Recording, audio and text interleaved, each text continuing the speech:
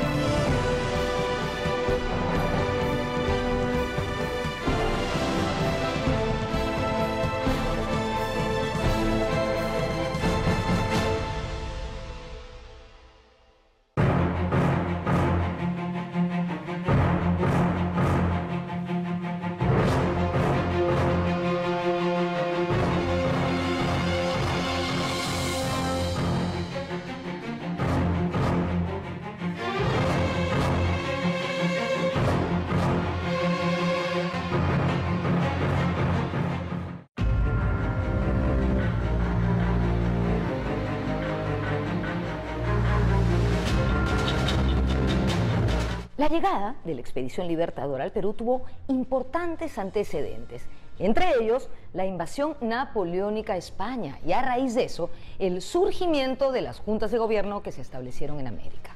La independencia pasa por dos fases. Una primera fase, que es la fase de las juntas de gobierno, donde se forma la Junta de La Paz, de Quito, de Buenos Aires, de Santiago, y en caso del Perú la Junta de Huánuco el año 12 y la Junta del Cusco el año 14, ¿no? Que gobiernan en nombre de del rey cautivo, ¿no? De Fernando VI.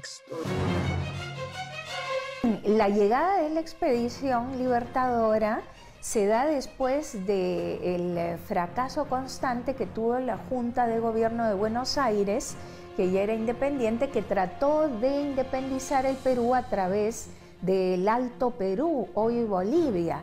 Entonces mandó varias expediciones, hasta 3, pero estas fracasaron.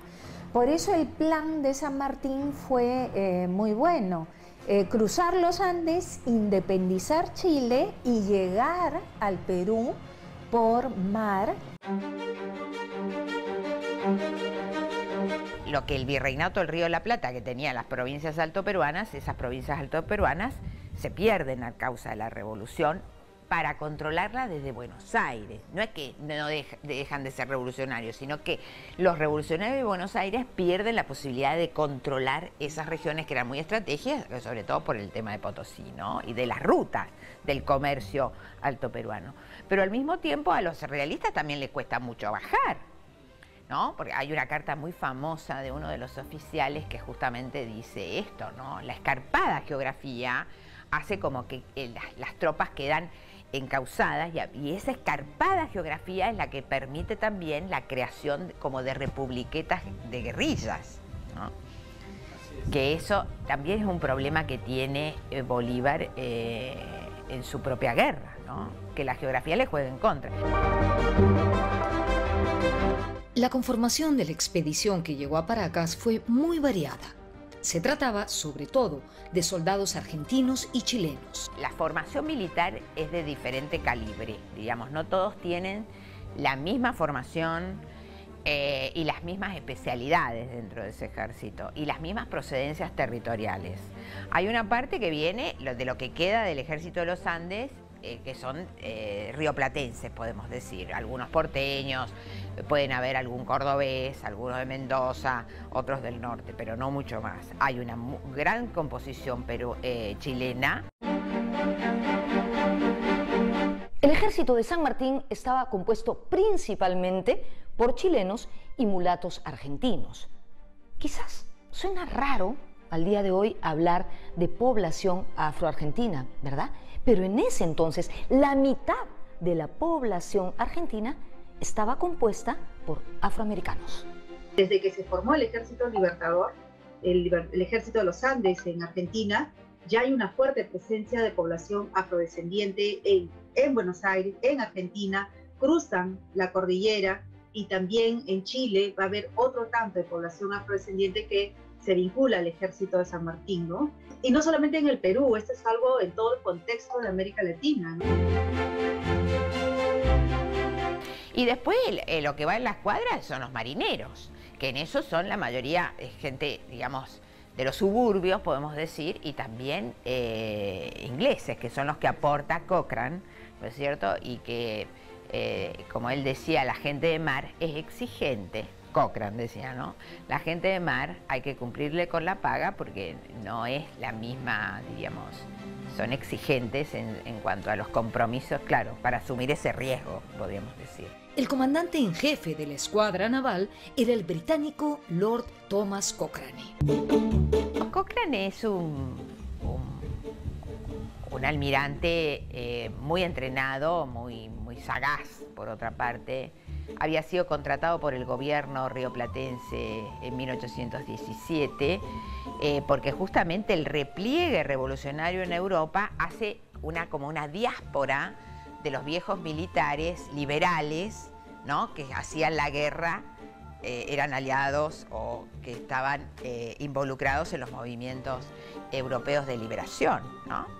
También hay una gran emigración de oficiales franceses que se integran a los ejércitos revolucionarios, tanto bolivarianos como el ejército sanmartiniano, ¿no?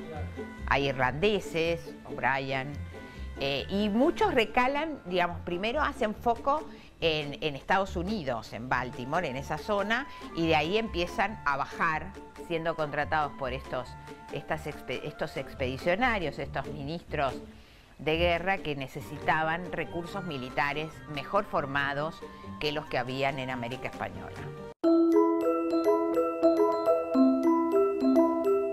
Los expedicionarios desembarcaron en medio de grandes expectativas.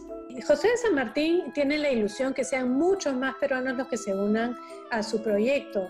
Él ha traído desde Chile con la expedición muchos baúles llenos de uniformes y además él tiene muchos menos hombres que con los que cuenta el virrey. Entonces piensa que necesita el apoyo de los peruanos para realmente poder impactar en la independencia.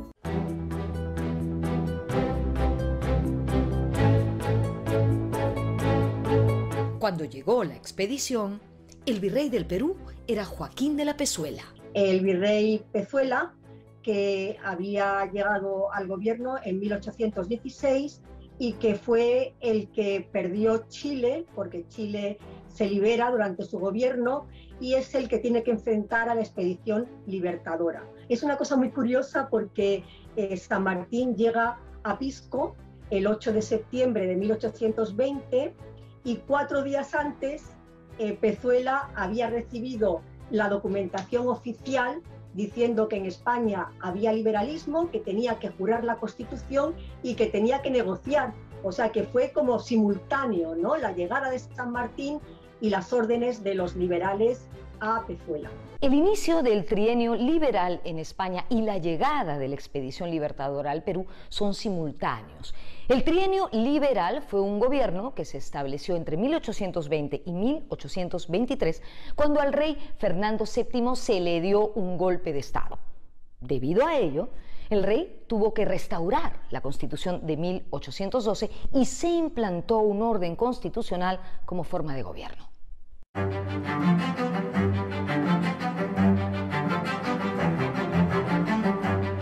La independencia fue inevitable por cuestiones ideológicas, por cuestiones sociales, porque la población se decantaba, por cuestiones políticas, porque yo creo, y no puedo extenderme, que el trienio liberal tampoco supo cómo manejar la cuestión americana y la cuestión peruana, se centró en otros asuntos más cercanos, peninsulares, y luego porque fue una derrota militar. Cuando San Martín desembarca en Paracas, el virrey siente una gran alarma y lo que propone son unas conversaciones de paz. Cuentan los historiadores que el general San Martín se sintió halagado por el tono muy cordial de la carta que Pezuela le dirige, porque hasta ese momento las tropas realistas habían tratado a los patriotas como unos rebeldes indisciplinados, prácticamente como unos bandoleros, ¿no? Pero en España había ocurrido el triunfo de los liberales. Determinó que en vez de que el ejército, de que salga un ejército para restaurar el poder realista en Sudamérica, hubiese una revolución que restauró la Constitución y el liberalismo en España. Entonces, el mandato del nuevo gobierno liberal en España fue negociar con los rebeldes para evitar la guerra y llegar a una solución que garantice la continuidad del imperio español en esta parte del mundo. Entonces Pezuela sigue estas instrucciones cuando propone a San Martín estas conversaciones de paz.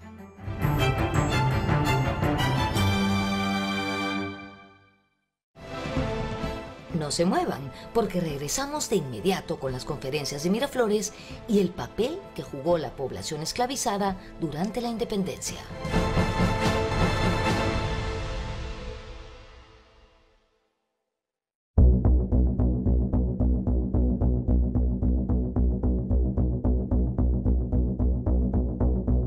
Las primeras conferencias se realizaron en Miraflores, que en ese entonces era un pueblo en las afueras de Lima. San Martín y Pezuela no acudieron en persona, sino que enviaron unos representantes.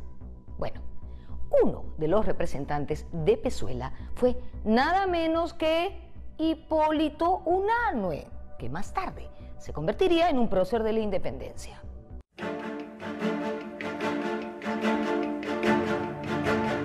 Y no se llega a un acuerdo, ¿no? Porque la carta de Pezuela es la revolución liberal, el retorno del liberalismo. Y entonces le dice a los delegados de San Martín, las cortes van a volver a funcionar y si ustedes tienen reclamos, los pueden hacer a través de las cortes, que es la manera como la política moderna resuelve los conflictos, a través de diputados que llevan una moción y se discute en el gobierno. Entonces no hay motivo de guerra, decían ellos, ¿no? Los diputados de San Martín señalaron que la Constitución de Cádiz determinaba una gran desproporción entre el número de diputados que los reinos españoles aportaban y los que los reinos americanos podían enviar. Entonces decían que esa desproporción era tan grande que los diputados americanos estaban siempre en minoría. Los delegados de Pezuela dijeron, pero el reclamo de mayor número de diputados, pues lo pueden hacer. Seguramente todo se va a resolver a través de las cortes. Pero no se llega a un acuerdo por esa vía, ¿no? Tanto Pezuela como su sucesor La Serna, que fue al que los militares entregaron el poder, ellos eran militares y ellos ninguno de los dos eran partidario de las negociaciones. Las negociaciones tuvieron que emprenderlas porque venían de órdenes de la península. El gobierno del trienio liberal peninsular creyó conveniente, antes que tomar decisiones militares, negociar. Y San Martín estuvo de acuerdo, tanto en las de Miraflores como en las de Punchauca. Fue en Miraflores donde se planteó por primera vez la idea que traía San Martín de implantar en el Perú una monarquía constitucional. Parece que San Martín, después de atravesar la experiencia de la Revolución de Independencia en el Río de la Plata y en Chile, pensaba que la monarquía constitucional era una vía acertada para salvar el abismo que había entre la colonia y la libertad. Entonces los delegados de San Martín dijeron algo así como que quizás habría alguna manera de llegar a un acuerdo que evitase la guerra. La propuesta fue que de la familia real española pudiese venir como rey del Perú, como un príncipe que aquí sería coronado como monarca, algún sobrino de Fernando VII, un descendiente, un hijo que pudiera tomar la corona peruana.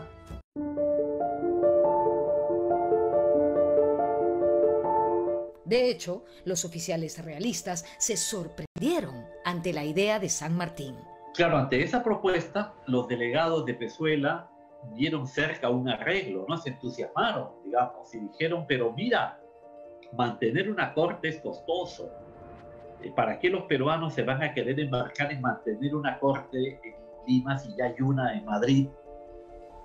Y mejor tengamos una sola corte. No se llegó a un acuerdo, pero fue el primer atisbo del plan monarquista de San Martín para hacer una transición más fluida hacia la libertad. Luego del fracaso de las conferencias de Miraflores, empezó la campaña propiamente dicha. San Martín utilizó la estrategia de ahogar Lima, cortándole los suministros, mientras Cochrane realizaba un bloqueo por el mar y Álvarez de Arenales incursionaba por la sierra. El asunto es que no tenía muchas opciones San Martín, porque no tenía la capacidad militar para enfrentarse con el ejército realista. Él organizó lo que se conoce como una operación de pinza con una columna que iba por los Andes con Álvarez de Arenales y él iba por la costa, por Huacho, para tratar de cercar Lima y tratar de convencer a la mayor cantidad de gente posible para que se una a su causa. Pero si él no tenía ese tipo de apoyo, él no podía pelear, y tan fue así que San Martín no tuvo grandes batallas en el Perú, sino fue todo más bien una cuestión de estrategia, de ir logrando apoyos de diferentes secciones, porque tenía una presencia muchísimo menor en número de hombres y en experiencia. Los realistas tenían casi 2/3, o sea, tenían mucho más que el doble de gente preparada para luchar contra San Martín, que por el motivo por el cual él tenía que usar otros elementos para tratar de buscar la independencia.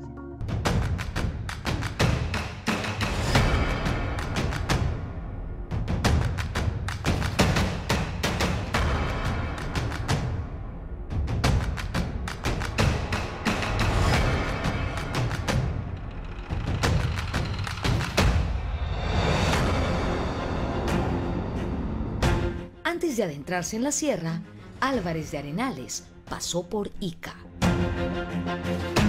Desde muy temprano, los esclavos jugaron un papel importantísimo dentro del proceso de independencia. San Martín astutamente promete dar la libertad a aquellos esclavos que se unan a la causa libertadora. Eso tal vez haya despertado también, ¿no?, ilusiones en la población. Entonces, cuando desembarcan en Pisco, hay población afrodescendiente de las haciendas que en masa van a presentarse al cuartel de San Martín, ¿no? ¿Por qué? Porque estaba esta promesa, ¿no?, que después de algunos años de estar como soldados de la patria, pues iban a ser libres, ¿no? Sí, se empezó a dar la libertad de a poquitos, pero también hubo todo un problema porque algunos propietarios de esclavos van a reclamar, ¿no? Y San Martín era bastante débil en Lima, era tan débil que no podía enfrentarse a la élite. Es más, él quería negociar con la élite limeña, ¿no? Y uno de los puntos en los que podía haber un roce ahí era sobre los esclavos. Entonces San Martín prefiere dar orden de que estos esclavos después regresen con sus propietarios, ¿no?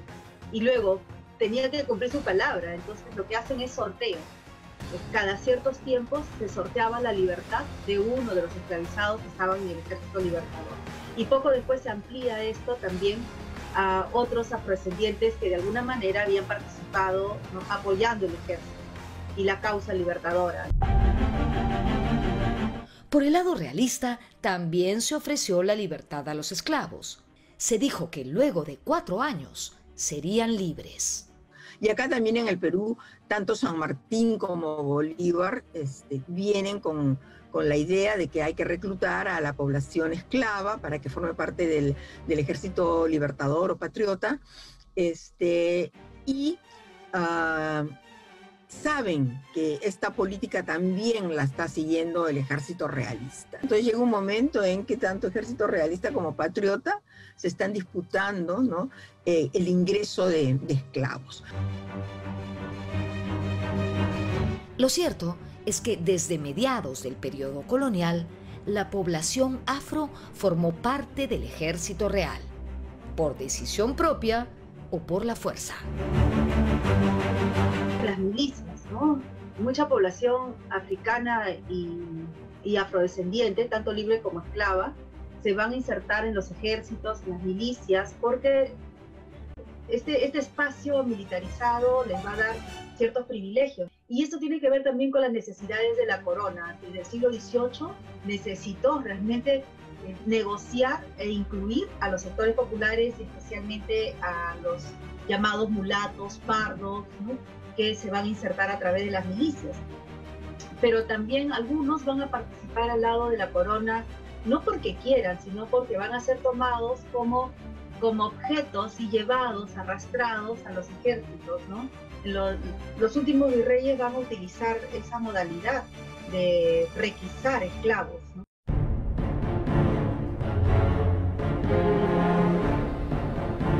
Hubo algunos casos de hacendados que querían demostrar su lealtad a la corona entregando a sus esclavos. Firmaban documentos por el cual, como usted que estás entregando pues un objeto, ¿no?, que por tanto tiempo van a trabajar, van a estar en el ejército y después se los tienen que devolver, ¿no?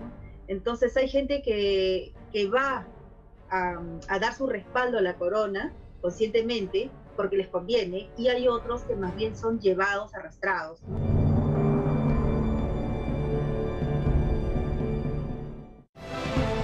Volvemos enseguida para contarles qué fue el motín de Asnapuquio y también para comentar las conferencias de Punchauca en el actual distrito de Caraballo.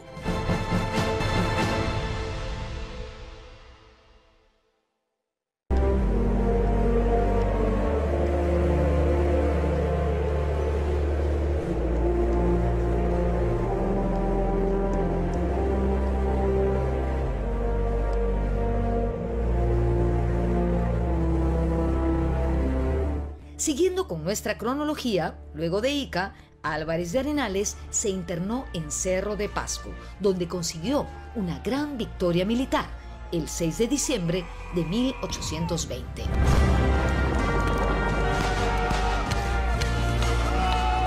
Esa expedición que empieza a recorrer la geografía peruana empieza a craquelar la unidad que tenía el virreinato hasta entonces, ¿no? Entonces se van haciendo como focos independentistas, hay intendencias que se van declarando a favor de la independencia, hay pueblos en donde son, diríamos, ganados a la causa de la independencia por la vía de la coacción, es decir, es un ejército que va avanzando, o por la vía de que esos pueblos piden protección al ejército libertador, ¿no?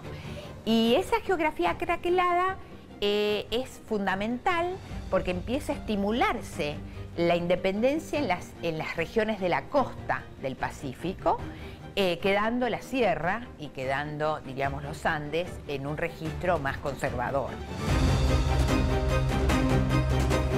El proyecto sanmartiniano tuvo apoyo de gente de los valles andinos, a las afueras de Lima o en el norte chico, personas que organizaron montoneras, grupos de personas indígenas que apoyaban la expedición de San Martín. Uno puede leer en los diarios de Miller y en otros diarios de la época cómo hubo también un apoyo popular importante. Ahora, el apoyo no fue masivo, con lo cual tampoco pudo San Martín realmente enfrentarse a los ejércitos veteranos con los que contaba el virrey.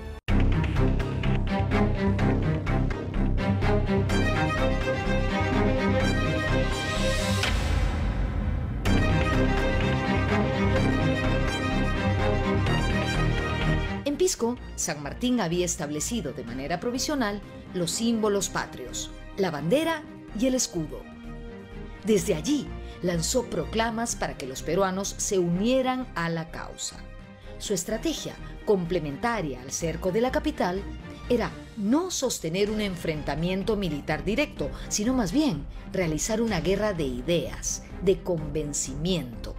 Luego de Pisco, San Martín recorrió el norte chico y se estableció en Huaura. Allí fijó su cuartel general.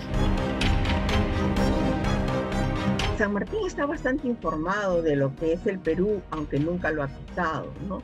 Entonces, tiene contacto con Torretagle. Torretagle es el intendente de Trujillo, de este macroespacio que es Trujillo, que incluye costa, sierra y selva, ¿no? Le interesa la costa, le interesa el mar. No olvidemos que las primeras incursiones son de Lord Cochrane, ¿no? Con Miller a la costa peruana, antes que llegue San Martín, y entonces se establece en Huaura, ¿no? Pero Huaura es un punto importante porque le da acceso a Lima, a la capital, pero también le da entrada al norte. San Martín traslada su ejército a Huaura, al norte de Lima, y empiezan entonces una especie de guerra de maniobras en la cual se apresan algunas naves de los realistas. El batallón Numancia se pasa a las fuerzas de San Martín. Entre fines de 1820 y principios de 1821, el norte peruano se consolidó como un bastión patriota, de la mano del otrora, o sea, del antes intendente realista Marqués de Torretagle. Esto debido a que el virrey Pezuela estaba ocupadísimo resguardando la capital.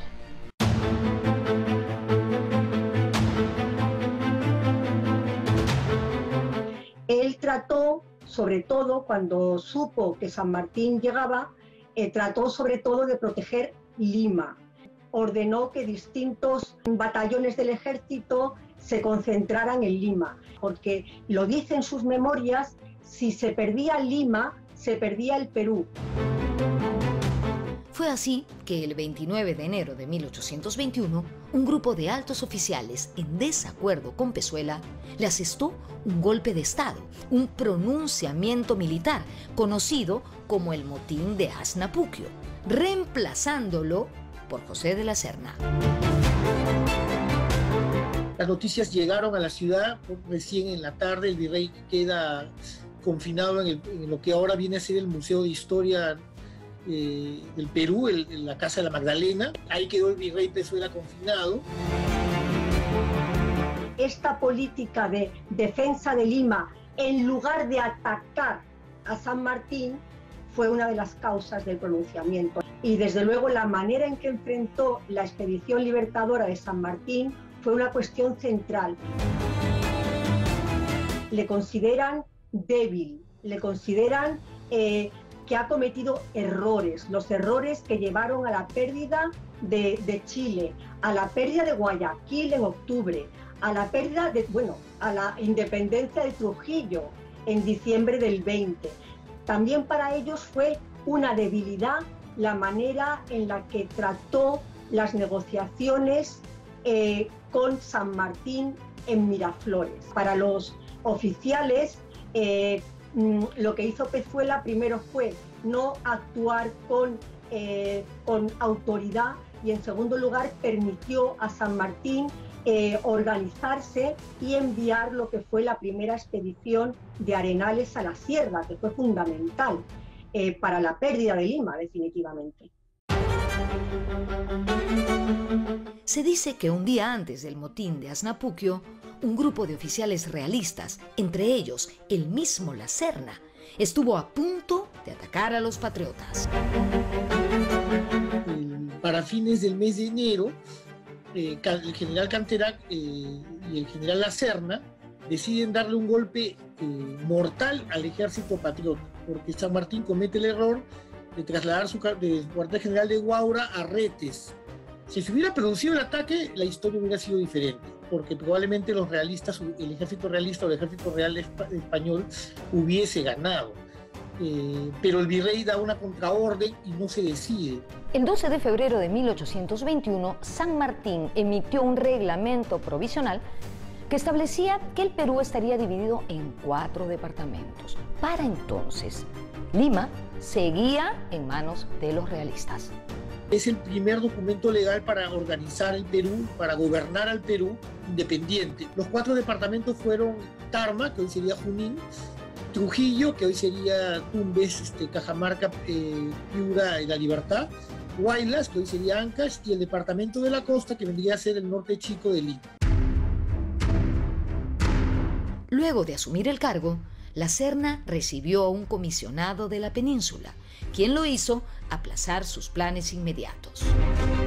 Para el mes de mayo, para el mes de abril, hay una comunicación generada por la presencia de un comisario regio enviado desde la Corte Española, la Corte Liberal, el capitán de fragata Abreu, quien llega y obstaculiza los planes del virrey La Serna, que era irse de la capital, abandonar la capital a su suerte. Porque al virrey La Serna lo que le importaba era salvar el ejército y enfrentar con ese ejército a San Martín, como lo va a hacer hasta 1824. Al final, tácticamente era lo correcto. Pero este capitán de fragata que llega, exige unas reuniones conciliatorias entre los americanos españoles y los españoles europeos para buscar un acuerdo. Eso lo plantea en abril, y en mayo fluye la conversación y ya se produce el famoso encuentro de Punchauca.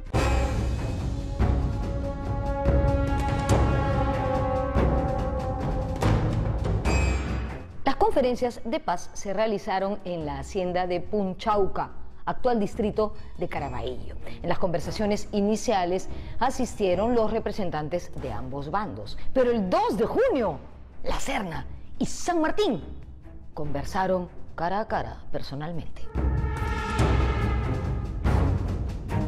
Parece que fue un reencuentro emocionante porque ambos habían sido camaradas de armas en la guerra de España contra las tropas napoleónicas. Se cuenta que cuando San Martín vio al virrey, lo saludó muy efusivamente, ¿no? Y con un abrazo le dice: venga acá, mi viejo general, juntos vamos a hacer la felicidad de este país, vamos a poder lograr un acuerdo de paz. Las órdenes vienen de la península.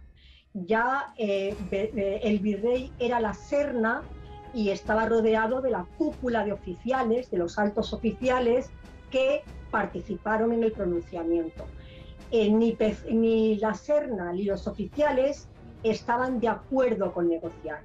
Ellos eran partidarios de la guerra. Eran unos oficiales que habían luchado efectivamente como San Martín contra Napoleón y tenían una manera de entender la guerra más ofensiva. Pero no les quedó otra que aceptar las instrucciones de la península. Las conversaciones previas realizadas entre los representantes de San Martín y La Serna habían quedado un poco estancadas. Unos pedían que España reconociese las independencias de Río de la Plata, Chile y Perú, y los otros pretendían que San Martín reconociese la Constitución de Cádiz. Pero en Punchauca, San Martín sacó una carta nueva, y propuso instaurar un gobierno de regencia. Un gobierno de regencia significa un gobierno temporal, presidido por el propio La Serna. Es decir, se la ponía fácil, ¿no? Porque decía: va a ser un gobierno de 3 personas. Un delegado nuestro, un delegado de ustedes, y un tercero que lo va a presidir, y propongo que seas tú mismo, o sea, que sea el propio virrey La Serna. Ambos ejércitos se unificarían y proclamarían la independencia del Perú, bajo esa regencia. Acto seguido, San Martín viajaría a Madrid para informar a las Cortes de lo ocurrido y pedir que nombren un representante de la familia real para que tome la corona de Perú. De manera que se instauraría una monarquía peruana emparentada con la monarquía española. No era una solución extraña en el mundo de esa época. Algo parecido ocurriría en Brasil al año siguiente, en el que el emperador de Portugal dejó a su hijo como heredero de la corona brasileña. De hecho, la idea de este gobierno de regencia no les debió haber disgustado a los realistas. La recibieron con cierto beneplácito, como que les pareció un plan bastante razonable, de manera que se hicieron brindis por la paz. Hubo una especie de banquete en el que se distendió mucho la tensión, y tal parece pues que se tomaron algunas copas, y con la emoción que eso produce, en un momento dado la Serna le dice que juntos irían a Madrid, que él lo acompañaría a San Martín para convencer a las Cortes de que el plan era viable. Y bueno, la reunión terminó pues en una especie de fiesta en la que parecía haberse evitado la guerra. Y lo que ocurre después es que los generales de la Serna, como Canterac y Jerónimo Valdés, pensaron que en Madrid no iban a aceptar un plan así, que ese plan no iba a ser aprobado, y que seguramente San Martín lo sabía, y lo que estaba haciendo era ganar tiempo para recibir refuerzos. Y por otro lado, en el bando, digamos, libertador, habían surgido opiniones contrarias a la monarquía. Al final, las conferencias de Punchauca, al igual que las de Miraflores, fracasaron. Para entonces, ya existía una crisis generalizada. Lima estaba sitiada, había una gran carestía, escaseaba el pan. En las tratativas de paz de Punchauca se establece cuántas fanegadas de trigo y de harina y toneladas de harina tenían que entrar a la ciudad para que la gente no muera de hambre. Realmente la situación era imperiosa para que la ciudad vuelva a abastecerse, porque el bloqueo que se hacía en el puerto del Callao era efectivo. A mediados de abril era tal escasez de pan que las gentes se agolpaban en la puerta de las panaderías para anticiparse a comprarlo a precio cuádruple. El mismo valor tomaba todos los víveres sin que por esto fuera fácil encontrarlos. Junto a la crisis de suministros, se produjo también una crisis sanitaria. Desde enero de 1821, ambos ejércitos padecieron una terrible epidemia de fiebre amarilla o vómito prieto. Vemos que el verano del año 1821 es muy difícil para ambos ejércitos. Los hospitales quedaron llenos en Lima de tropas del ejército realista. Hay mucha mortandad. El nuevo virrey La Serna exige que un convento sea ocupado por las camas de los soldados. Igual sucede con las tropas patriotas. San Martín pide ayuda a O'Higgins en Chile, los boticarios de Chile tienen que mandar medicinas, también existía una epidemia en Chile. Se calculaba como 3.000 el número de los enfermos. En el hospital de Santa Ana habían 1.000.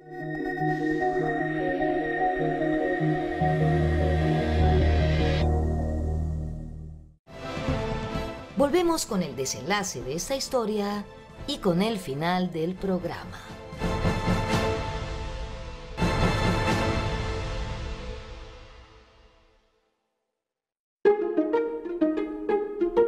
Luego de las conferencias de Punchauca y antes de que el virrey se marche a la sierra, el Cabildo de Lima pretendió hacer un último esfuerzo por encontrar una salida a la crisis. Llegamos para el mes de junio, cuando hay un evento muy importante en la ciudad de Lima que ha sido casi olvidado. El Cabildo le hace frente al virrey La Serna. Los alcaldes con los regidores que habían sido elegidos por la constitución vigente, la constitución restaurada de 1812, se habían celebrado elecciones democráticas y habían elegido a las autoridades. Esas autoridades le piden al virrey que llegue a un acuerdo con los patriotas por la hambruna que se avecinaba en la ciudad. Pero la suerte ya estaba echada. Conforme lo había pensado desde que asumió el cargo, La Serna abandonó Lima el 6 de julio de 1821. Su destino era la sierra. El día 5 de julio, le anuncia al marqués de Montemira, que es la máxima autoridad española, un aristócrata limeño muy anciano, a quien deja a cargo de la ciudad, y es la máxima autoridad que queda a cargo de la ciudad, y el día 6 parte rumbo a la sierra. El marqués de Montemira va a invitar a San Martín a que entre a la ciudad, porque hay un temor que sí es real. La plebe asalta algunas pulperías. Entre el día 7 y el día 12 de julio, hay algunas pulperías de la ciudad de Lima que son asaltadas. Eso queda en los testimonios de García Camba, que es un militar español. Él también da testimonio de los incendios contra las pulperías, porque las pulperías estaban en manos de españoles radicados en Lima o casados con peruanas, pero que habían nacido en la península, aunque estaban avecindados en la capital por más de 20 o a veces hasta 30 años, algunos de ellos.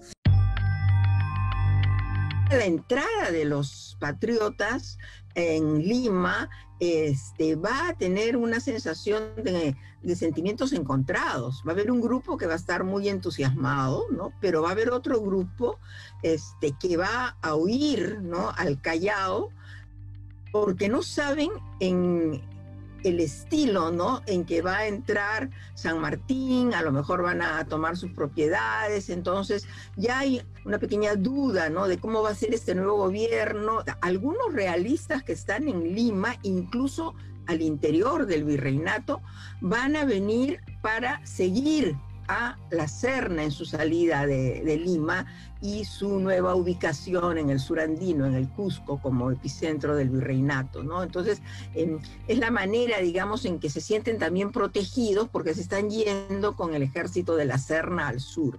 Otros, ¿no?, a pesar de que aparecen algunas reglamentaciones de que si son peninsulares y se quieren quedar, tienen dos posibilidades. Una es nacionalizarse y la otra es casarse con mujeres criollas. A pesar de que algunos de ellos llevan a cabo este tipo de demandas, van a tener que eventualmente abandonar el Perú porque han sido autoridades demasiado peninsulares, demasiado realistas, digamos, dentro del sistema, y los van a presionar para que salgan. Son gente que en realidad no ha huido del Perú, sino que se ha visto obligado a abandonar el Perú por las circunstancias y tienen, ¿no?, todavía la idea de que en algún momento van a retornar o que puede haber una reconquista y que ellos van a volver al virreinato y a sus puestos y que la vida va a seguir, ¿no?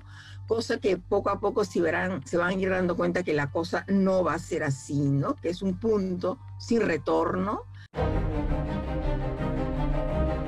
Cuando la Serna dejó la capital junto a todos sus funcionarios públicos, también se llevó la imprenta y la máquina de acuñación de monedas. Es decir, no solo se trató de personas, sino que todo el aparato público se trasladó a la sierra. Para ellos, la manera de volver a recuperar el Perú era desplazarse a la sierra, que fue lo que hicieron al Cusco, y de ahí donde estaban los recursos. Y de ahí empezar a avanzar y a retomar. Dejan Lima sin que la población lo supiera. La población se quedó en la incertidumbre. Y cuando el virrey se va, pues se lleva la máquina de acuñar moneda, se lleva a los funcionarios públicos. La imprenta, es como si el presidente saliera en este momento con todos los ministros, o sea, y nos dejara a nuestra suerte. Y acuérdate que las partidas guerrilleras llegan a las puertas de Lima. O sea, están los montoneros, están los guerrilleros, en ese momento la Mar estaba a cargo de los castillos del Callao, porque hay una historia que él cuenta que cuando se está moviendo del Callao a Lima, una partida de montoneros lo asalta y creo que hasta le roba el uniforme, ¿no? Entonces el crimen está ahí sueltos en plaza y todo eso va a crear, digamos, esta ansiedad que finalmente se va a ver tranquilizada con la llegada del San Martín a Lima. Entonces, por eso que ese vacío de poder lo va a llenar San Martín y posteriormente va a instaurar el protectorado con la venia de la élite criolla, que está muerta de miedo de que se le subleven los esclavos, de que se repita, digamos, la pesadilla que tienen ellos en la cabeza, que es la revolución en Haití. Entonces yo creo que esa salida de la Serna, digamos, permite ir a abrazar a un protector, ¿no? O sea, por eso el nombre protector es tan perfecto, ¿no? Porque te están protegiendo de las consecuencias del derrumbe del Estado colonial.